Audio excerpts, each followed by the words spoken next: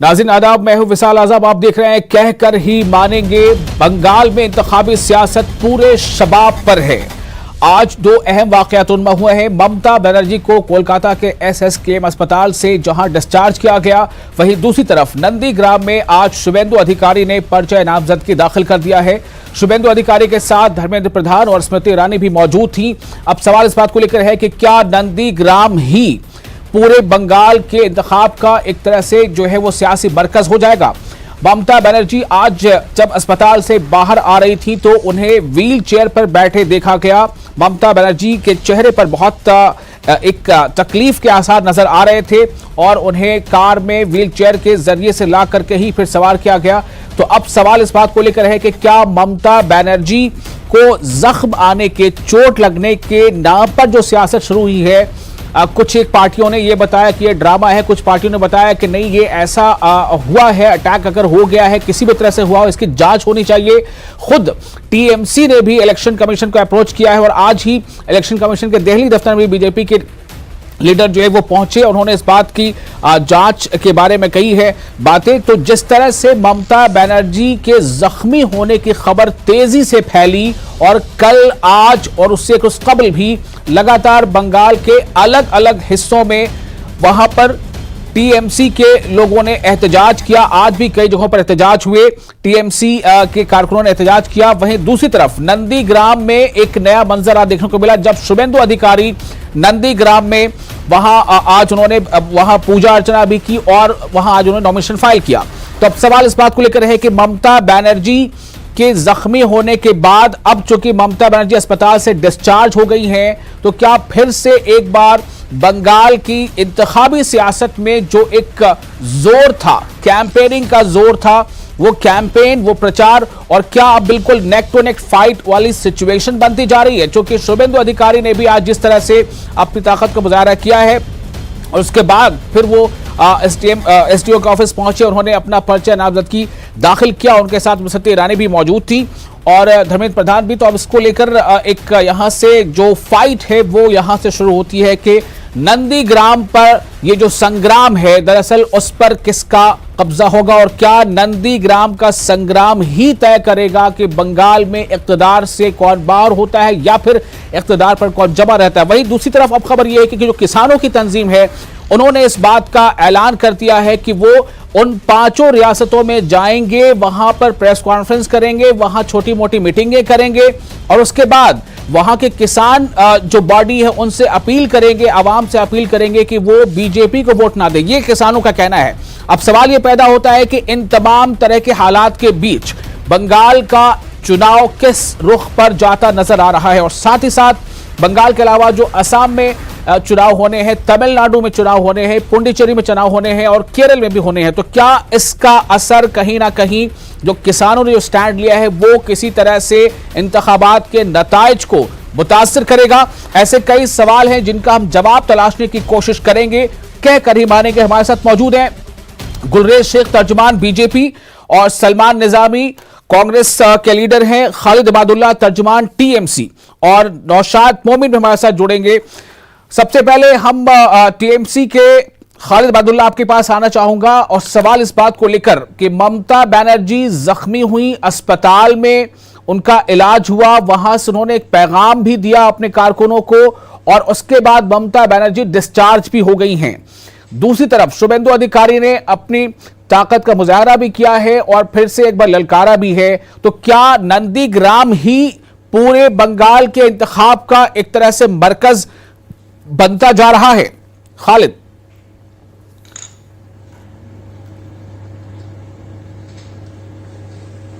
देखिए, बड़ी अच्छी बात आपने कही कि जख्मी हो गई है, तो मैं कहूंगा कि जख्मी शेर या जख्मी शेरनी कितना खतरनाक होता है वो तो आप लोगों को पता है और पूरे दुनिया को ये पता है। जब ये शेरनी निकलेगी तो अब भारतीय जनता पार्टी का जिस तरह से सफाया वो करना चाह रही थी उससे भी बेहतर अब हो जाएगा। आपने शुभेंदु की बातें कही, शुभेंदु की बातें जब आप कही, शुभेंदु की बातों पर एक बात कहूंगा कि अब वो उनके चेहरे से उनकी चेहरे के एक्सप्रेशंस पता चलता है कि बहुत ही घबराए हुए हैं और ऐसा लग रहा है कि कहीं ना कहीं वो हार के तरफ अपना चेहरा को झुकाकर रख रहे हैं। और मुझे उम्मीद है कि आने वाले दिनों में ममता बनर्जी अभी सिर्फ 2 पैर से नहीं 1 पैर से खेलेगी। अब खेला तो 1 पैर से होगा। जब ये ममता बनर्जी नंदीग्राम में एक दिन जाकर उनकी हालत ये हो चुकी है कि शुभेंदु अधिकारी पागलों की तरह भड़क रहे हैं और जो मन में आ रहा है उससे भी उल्टा सीधा बात करना शुरू कर दिए। उनके कार्यकर्ता गलत रास्तों पे चले जा रहे हैं और ये भी कर रहे हैं कि जब ममता बनर्जी की गाड़ी गई तो उनके लोगों को वहां पे अंदर में ले जाकर गाड़ी में धक्का देकर उनको जख्मी कर दिया गया। ये आहिस्ते आहिस्ते ये जब ऊपर लेवल से ये जी, लेकिन सुनिए खालिद इबादुल्ला साहब, स्मृति ईरानी ने भी कहा है कि खेला होगा। अब खेला किसके फेवर में होगा? खेला का मतलब क्या है?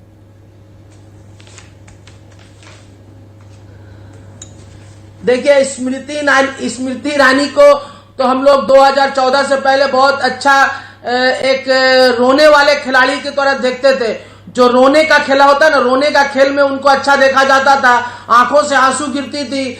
सिलेंडर को लेकर वो रास्ते पर उतर कर रोती थी कि औरतों के लेकर सामने आकर रास्तों पर रोती थी। अब वो खेला रोने वाला खेला करेंगी या मैदान में खेलेंगे ये मालूम नहीं, लेकिन ये तो जरूर है उनसे पूछिएगा कि आप सिलेंडर लेके चिल्लाती थी। आपको मालूम है कि जब 1 मार्च 2014 में सिलेंडर का कीमत था 410 रुपया, 1 मार्च 2021 में आज सिलेंडर का कीमत हो गया 819 रुपया। उनकी ये मगरमच्छ की आंसू कहां गई? मतलब आपका कहना है कि कहीं ना कहीं ये महंगाई भी एक मुद्दा बनेगा। गुलरेज शेख हमारे साथ हैं, बीजेपी के तर्जुमान है। गुलरेज, शुभेंदु अधिकारी ने आज पर्चा भर दिया है, नंदीग्राम से उन्होंने हुंकार भरी है। पहले भी उन्होंने ममता बनर्जी को सीधे चैलेंज किया था, ममता बनर्जी ने चैलेंज को एक्सेप्ट किया। अब आगे क्या नंदीग्राम का संग्राम जो जीतेगा वो बंगाल जीतेगा? देखिए, बंगाल तो हम पूरा ही जीतने वाले हैं। उसका कारण आप खुद समझिए कि भवानीपुर की सीट जो कि उनकी मूल सीट थी ममता दीदी की, उसको छोड़कर उनको भागना पड़ा। और छोड़कर क्यों भागना पड़ा? जब वो पहली बार चुनाव लड़ी थी दीदी भवानीपुर से, तो उनको 75% से ज्यादा वोट मिला था। जब उसके बाद सेकंड टाइम चुनाव लड़ी तब भी उनके पास 55% से ज्यादा वोट था। लेकिन 2019 का जब लोकसभा का चुनाव हुआ तो उस सीट पर टीएमसी से 5% ज्यादा वोट बीजेपी को था। तो वहीं से घंटी खुद दीदी के लिए बचना शुरू हो गई थी। और एक और चीज है, आप थोड़ा सा आपके जो रिपोर्टर्स है उनसे भी वहां पूछेंगे तो बंगाल में जो स्थिति है ना, वहां ग्रामीण आंचल में ज्यादा रोष है टीएमसी के लिए बनिस्बत जो शहरी आंचल है। उसका कारण भी ये है, देखिए इन लोगों ने सीटें तो खूब ली ग्रामीण आंचल से, अपने कार्यकर्ता भी बनाए ग्रामीण आंचल से, लेकिन जो केंद्रीकरण रखा सत्ता का वो रखा। आप देखिए, मुख्यमंत्री भी ममता बनर्जी, वहां के पुलिस मंत्री जिसको कहते हैं गृह मंत्री भी Mamata Banerjee, minority development minister वह भी ममता बनर्जी। तो यही चीज वाम के समय पे भी होती थी। जब वामपंथी थे तब भी होता था कि पूरा केंद्रीकरण जो था वह कैलकाटा बेस्ड था। तो लोग इसको लेकर रोष है। फिर आप पूछ रहे हैं ना नंदीग्राम में क्या हो सकता है, नहीं देखा, लेकिन हम जो पास्ट है, इतिहास है, उसको देखें तो हमको समझ में आएगा। 1967 में जब कांग्रेस हारी थी तब कांग्रेस के मुख्यमंत्री हुआ करते थे प्रफुल्ल चंद्र सेन साहब, और वे किससे हारे थे वहां पर? अजय मुखर्जी से, जो खुद उनके कैबिनेट मिनिस्टर थे। तो आप देखिए 2011 में जब वामपंथियों की सरकार हारी थी तब मुख्यमंत्री थे बुद्धदेव भट्टाचार्य। किससे चुनाव हारे थे 2011 में? उनके चीफ सेक्रेटरी मनीष गुप्ता से। और अभी आप देखिए ममता बनर्जी भी उन्हीं के कैबिनेट मंत्री रहे, शुभेंदु जी के खिलाफ लड़ रही हो, दिख रहा है हार रही है। तो ऐसा लगता है कि इतिहास जो है अपने आप की पुनरावृत्ति करने वाला। खालिद इबादुल्ला, मैं छोटा सा जवाब आपसे चाहूंगा, फिर सलमान निजामी के पास जाना है। जिस तरह से गुलरेज शेख पूरी क्रोनोलॉजी बता रहे हैं, क्या ये क्रोनोलॉजी आगे भी काम करेगा और ममता बनर्जी क्या जो वो चाह रही है वो नहीं हो पाएगा?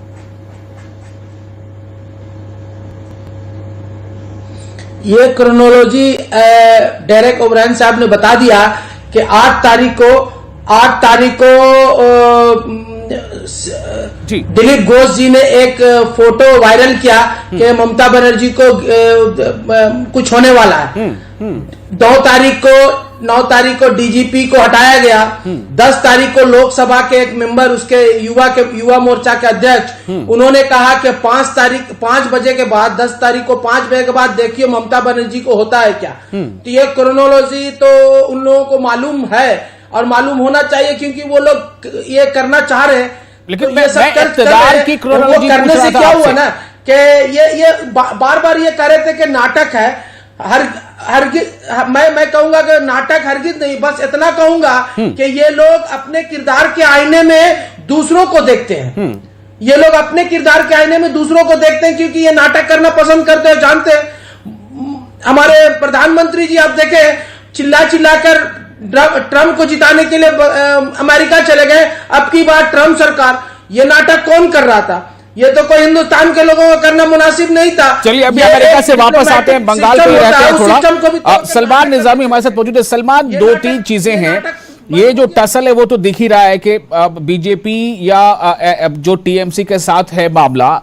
मैं आपसे ये जानना चाहता हूं कि इसमें कड़ी जुड़ती नजर आ रही है। किसानों की जो तंजीम है, जो टॉप लीडरशिप है, वो उन्होंने ऐलान किया है कि वो तमाम 5 रियासत में जाएंगे। शुरुआत उन्होंने बंगाल से करने के बारे में कही है बात कि और वो जाएंगे, वो तशहीर करेंगे, किसानों के हक की बात करेंगे।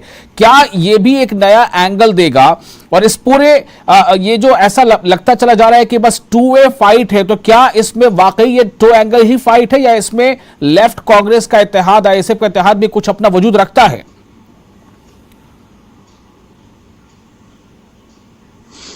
देखिए, सही बात आपने कही कि जिस तरीके से पूरे देश में किसानों ने आंदोलन किया, और बड़े अफसोस की बात है कि जिस किसान को हमारे प्रधानमंत्री कहते थे कि किसान देश की रीढ़ की हड्डी हैं, और इसी सरकार ने उसी रीढ़ की हड्डी को तोड़ने का काम किया। और जिस तरीके से जवाब इनको मिल गया पंजाब में, जो वहां लोकल बॉडीज के इलेक्शन हुए, बीजेपी वहां तो नजर नहीं आई, कांग्रेस ने स्वीप किया।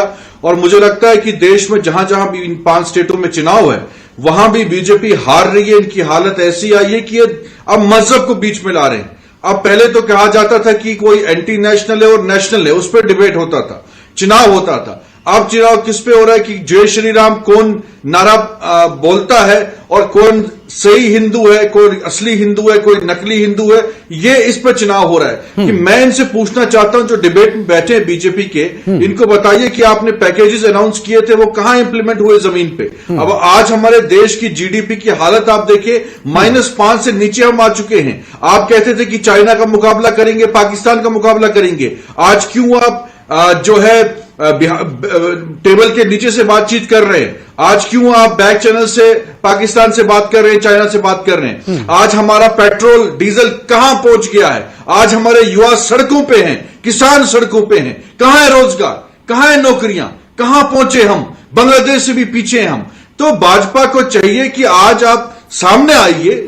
बंगाल की जनता बेवकूफ नहीं है, और देश की जनता ने इनको जवाब दे दिया पिछले इलेक्शनों में भी। और ये फिर बार बार हिंदू मुस्लिम जय श्री राम को बीच में लाते हैं। और भाजपा ने जिस तरीके से जय श्री राम के नारे को इस्तेमाल किया, कोई भी हिस्ट्री में ऐसी पार्टी नहीं है जो धर्म को इस्तेमाल करती है। ये हार चुके हैं। इनको अपने फेलियर्स को छुपाने के लिए बार बार जय श्री राम का इस्तेमाल करना पड़ता है। थोड़ा सा रिएक्शन लेता हूं मैं जी।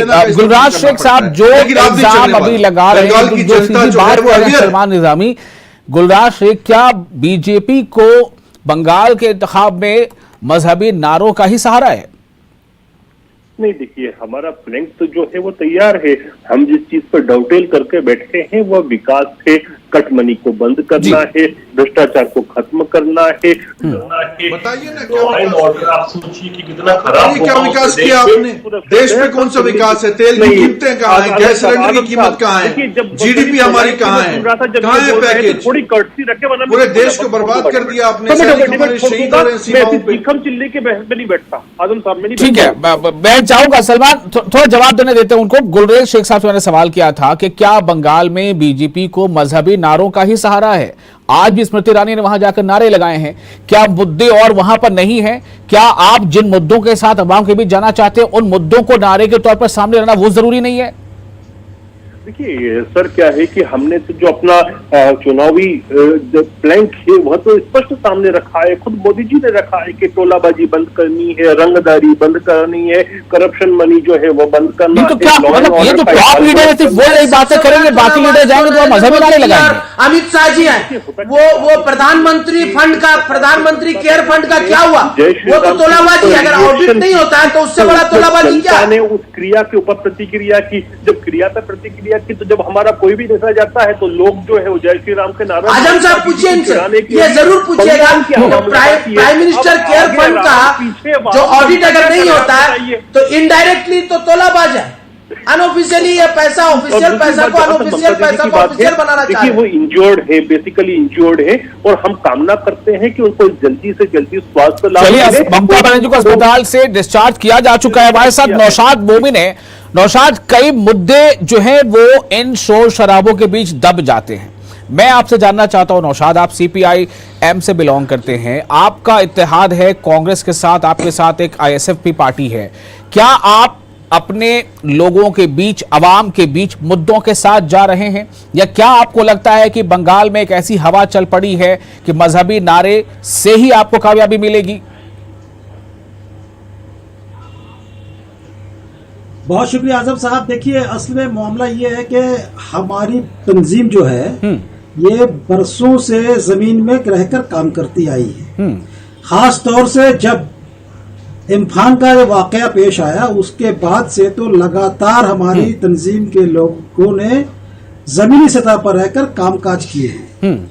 इसलिए नए सिरे से जाने की चंदा जरूरत नहीं। और आपको यह भी मालूम होना चाहिए कि जो बंगाल के जो हन्नान मुल्ला साहब हैं, जो कि किसान की रहनुमाई कर रहे हैं, जो एहतजाज चल रहा है दिल्ली में, वो बंगाल के ही हैं और बंगाल में ही इसकी बड़ी जोर रही है। तो यार नए सिरे से हमें जाने की जरूरत नहीं है। हम लोगों ने काम किया है, खामोशी से काम किया है। ये जरूर है कि मीडिया के लोगों ने हमें नजरअंदाज किया है, हमें हाईलाइट नहीं किया है, और जब जब ऐसा मौका आया है कुछ न कुछ ऐसा ड्रामा पेश किया गया जिससे हमारे काम काज को सामने ना लाया जाए। आपको याद होगा कि जब प्रधानमंत्री जब बंगाल आ रहे थे, कलकत्ता आ रहे थे, तो सीपीआईएम की तरफ से, लेफ्ट फ्रंट की तरफ से यह एहतजाज किया गया था कि उन्हें आने न दिया जाएगा। और लेफ्ट फ्रंट के लोगों ने जाकर के एयरपोर्ट में ब्लैक झंडा दिखलाया और बड़ा सा जुलूस की शक्ल में हर मकाम पर लोग खड़े थे। बाद में ये पता चला कि टीएमसी वालों ने उसको मीडिया उसको शो ना करे, उसे हाईजैक करने के लिए टीएमसी वालों ने एक अलग से ऐलान कर दिया कि हम लोग नेताजी इंडोर स्टेडियम के पास एहतजाज करेंगे। तो खैर ये कोई बात नहीं है। बात सिर्फ ये है कि भाई अभी जो बंगाल की जो सूरत हाल है, बंगाल की मौजूदा सूरत हाल की जो खराबी पेश आई है, इस खराबी में भाजपा का जितना रोल है उतना भी टीएमसी का भी रोल है, साफ तौर पर। तो मेरा सवाल आपसे यही है कि क्या आपके इत्तेहाद को, यानी लेफ्ट, कांग्रेस और आईएसएफ के इत्तेहाद को, क्या मुद्दे हैं आपके साथ? आप किन मुद्दों के साथ आवाम के बीच जा रहे हैं? किन मुद्दों की बुनियाद पर आपको लगता है कि आपका इत्तेहाद जो है वो कामयाब हो सकता है, ना कि बीजेपी, ना ही टीएमसी? हमारा जो इत्तेहाद है, हमारे जो पॉइंट है, हमारा जो एजेंडा है, हमारा जो मंशूर है, उस मंशूर में रोजगार अवलियत है। पहली चीज जो है रोजगार फराहम किए जाए बंगाल के नौजवानों को, ये हमारा सबसे पहला मुद्दा है। महंगाई हमारा अहम मुद्दा है। प्राइवेटाइजेशन जिस तरह से किया जा रहा है, सरकारी इदारों को जिस तरह से गिरवी रखी जा रही है, वो भी हमारा मुद्दा है। ठीक है, तो ये आपने ये तीन अहम मुद्दे बताया। मैं जानना चाहूंगा गुलराज शेख साहब, बीजेपी के पास तीन अहम मुद्दे क्या है बंगाल में? तीन मुद्दे बताइए। सबसे पहला तो जो है वह है लॉ एंड ऑर्डर, मतलब कानून का इकबाल स्थापित करना, जो कि खत्म हो चुका है वहां पर। दूसरा है करप्शन को शिथिल करना, खत्म करना, उसको जड़ से मिटाना। और तीसरा है इंफ्रास्ट्रक्चर का डेवलपमेंट करना। आपने तीन पूछा तो हम लाइन से बताएं कि 1 2 3 यह तीन मुद्दे हैं हमारे। ठीक है, मैं यही तीन मुद्दे पूछता हूं जरा एक बार। खालिद इबादुल्लाह, तीन मुद्दे टीएमसी के पास अहम क्या है? चूंकि आप इक्तदार में हैं, आपको एंटी इनकम्बेंसी जैसे हालात का सामना भी करना पड़ सकता है, तो किन ऐसे तीन मुद्दों के साथ आप जा रहे हैं? ताकि आवाम आपको समझ सके और आपको मौका दे सके? देखिए, बंगाल में मुद्दा बहुत ही कम, क्योंकि इतनी तरक्की और इतनी उन्नयन यहां हो रही है। अच्छा। भारत के मुद्दा के बारे में बता दूं कि नरेंद्र मोदी जी ने कहा था कि महंगाई को कम करेंगे, कहा था उन लोगों ने पेट्रोल की कीमत को कम करेंगे, गरीबी दूर करेंगे, सिलेंडर। सबसे बड़ी यहाँ पे मुद्दा जो है भारत में आज हिंदुस्तान का मुद्दा है, जो ये मुद्दा ये लोग हिंदू मुसलमान करके महंगाई को नजरअंदाज कर रहे हैं। इसलिए अगर महंगाई को नजरअंदाज करके धर्म को लड़ाते रहे, धर्म के बीच में मुद्दा को उठाते रहे, तो बहुत नुकसान हो जाएगा अपना देश का। देश को नुकसान पहुंचाना इन लोगों का काम है और ये नुकसान पहुंचा रहे। ये मुद्दा इनका कुछ और नहीं नजर आता है, तो कहीं इलेक्शन आता है तो जय सिया राम की बातें करते हैं, वो भी जय श्री राम करते हैं। जय सिया राम कहे तो अच्छी बात है। इन लोग का एक अपना अलग सा नारा बना लिए। राम जी के बारे में भी इन लोग जो राजनीति के उसमें भी डिवीजन कर दिया। दूसरी चीज है, जब ये जब करते हैं तो इनको सोचना चाहिए कि आप देश के बारे में कब सोचेंगे।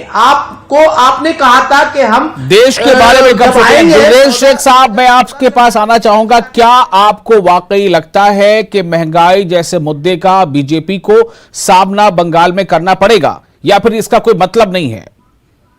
देखिए आजम भाई, वास्तविकता के धरातल पर हम बात करें, ये बात सच है कि पेट्रोलियम और पेट्रोलियम रिलेटेड प्रोडक्ट्स में इन्फ्लेशन है, महंगाई है, लेकिन ओवरऑल आप देखिए तो 4.8 ही चल रही है परसेंटेज वाइज। तो महंगाई, इन्फ्लेशन की दर तो 4.8% ही है ना, और 6 से नीचे तो एक्सेप्टेबल मानी जाती है, और इन्फ्लेशन अंडर कंट्रोल है। इन्फ्लेशन क्या होता है यार, आपको मालूम होना चाहिए।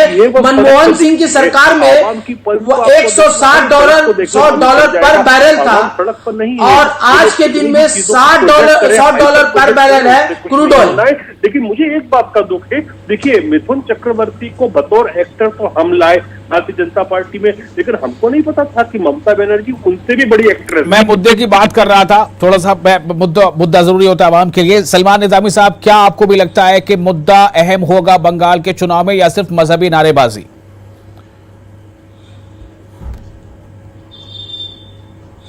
देखिए, देश की जनता जो है वो फेडअप हो चुकी है बीजेपी के इस मजहबी राजनीति को लेके। मैंने पहले भी जिक्र किया कि पहले नेशनलिज्म और एंटी नेशनलिज्म पे डिबेट होती थी, अब धर्म के नाम पे डिबेट हो रही है। लेकिन देश की जनता जब जेब ही खाली है तो धर्म को क्या करेंगे आप? मंदिर और मस्जिद में तभी आप जाएंगे जब आपके पेट में कुछ होगा। आप देखिए, सबसे बड़ी बात यह है कि हमारी तेल की कीमतें कहां बढ़ चुकी हैं। आज हमारे जो किचन में जो रसोई है, रसोई में आज सिलेंडर की कीमत कितनी बढ़ चुकी है। लोग जो है अब चूल्हा जला रहे हैं। कहां पहुंचे हैं हम बैक टू ओल्ड एज में पहुंच गए हैं। जब देश के युवा जो है सड़कों पे हैं, नौकरी कहीं नहीं है, हमारी जीडीपी की हालत खस्ता है, हमारे इस वक्त हमारी ताकत नहीं है। पहले ये चिल्ला चिल्ला के बोलते थे पाकिस्तान पे हमला करेंगे, चाइना पे हमला करेंगे। आज क्यों कॉम्प्रोमाइज कर रहे हैं पाकिस्तान? और क्योंकि इनको मालूम है कि हम जंग नहीं लड़ सकते। हमारे देश की हालत जो है बहुत खस्ता है। अगर हमने जंग लड़ी पाकिस्तान या चाइना के साथ, हम खत्म हो जाएंगे। इसीलिए ये इस वक्त हम बैक चैनल से, बैक ट्रैक से बातचीत कर रहे हैं उनके साथ। और बंगाल की जनता, मैंने पहले भी कहा कि बेवकूफ नहीं है। वहां रोजगार चाहिए, वहां जो है कीमतें जो बढ़ी हुई है उसको कम करने की जरूरत है। वहां सड़कें चाहिए, बिजली चाहिए हर घर में। और ये बहुत अहम है कि चुनाव हो तो मुद्दों की बात हो। मुद्दे बहुत अहम होते हैं, चूंकि ये मुद्दे ही होते हैं जो आवाम से जुड़े होते हैं। लेकिन कई बार ऐसा देखा जाता है कि कुछ ऐसी बातें सामने आती हैं जो तमाम मुद्दों को पीछे छोड़ देती हैं। अब सवाल यह है कि क्या टीएमसी, बीजेपी और लेफ्ट कांग्रेस के इत्तेहाद के दरमियान मुद्दे जिंदा रहेंगे या मुद्दे गायब हो जाएंगे? बहुत शुक्रिया आप तमाम लोगों का इस खास मौजू पर अपना वक्त देने के लिए। मुझे दीजिए इजाजत। आदाब।